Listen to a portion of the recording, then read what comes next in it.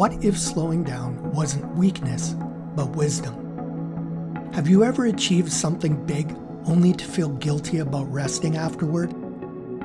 Why is it so hard to receive the very ease we worked so hard to create?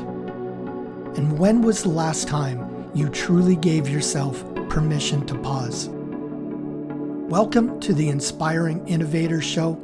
My name is Paul Hensel, and today I'm talking about what it means to truly receive rest after the climb. Not just physically, but emotionally, energetically, and soul deep. You've climbed a mountain most people couldn't imagine. You adapted, endured, and reshaped your entire life around healing, rebuilding, and rising. And maybe now, life feels a little calmer, a little more free. But here's the catch.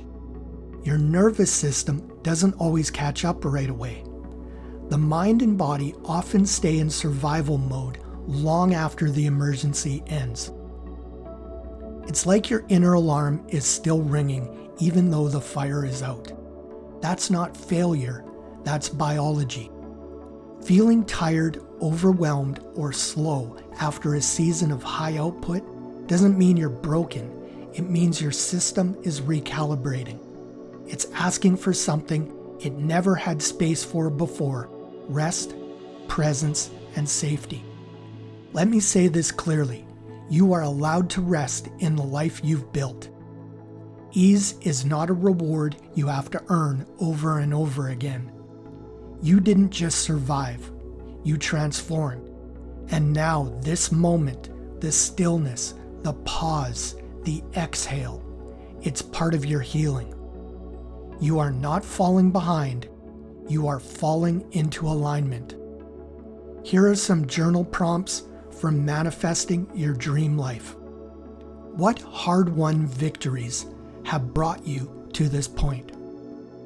In what ways is your body still operating in survival mode even when you're safe?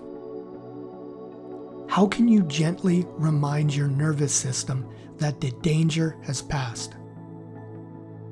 What does ease look like for you now, and how can you allow more of it in? What would it feel like to give yourself permission to receive rest, joy, and restoration without guilt? Instead of asking, "What's wrong with me today?" try this. What do I need now that I couldn't give myself back then? The answer might be stillness, or laughter, or simply space to be without proving anything. You have done the hard work. Now the next step, the most revolutionary one, is allowing yourself to feel safe in joy, at home in your body, and at peace in your progress. Remember, healing doesn't always look like forward motion. Sometimes it looks like letting yourself be still. You are worthy of rest. You are worthy of receiving. You are worthy just as you are. Here are some affirmations to help you infuse these principles into your daily life. I am allowed to rest in the life I've built. I've overcome more than most, and now I choose ease without guilt.